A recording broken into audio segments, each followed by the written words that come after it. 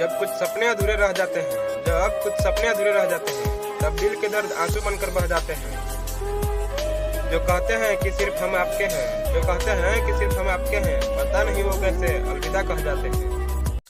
उस दिन से व्हाट्सएप से नफरत हो गई है, जब आदमी ने बाल कटवाने के लिए चंदा मांग लिया।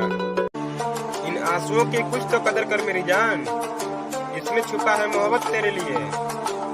मेरा जनाजा उठेगा तेरे जाने के बाद, जिसमें एक ताजमहल बनाएंगे तेरे लिए। वादा न करो अगर तुम निभा न सको, चाहो न उसको जिसे तुम पा न सको। दोस्त तो दुनिया में बहुत होते हैं,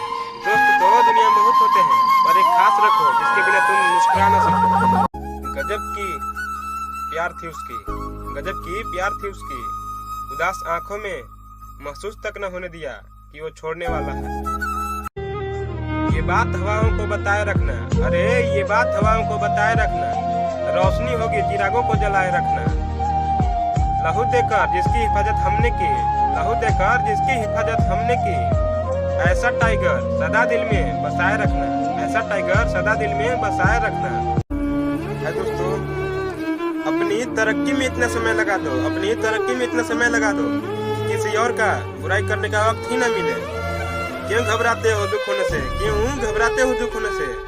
जीवन का प्रारंभ ही हुआ है रोने से। नफरतों के बाजार में जीने का अलग ही मजा है। लोग रुलाना नहीं छोड़ते और हम हंसना नहीं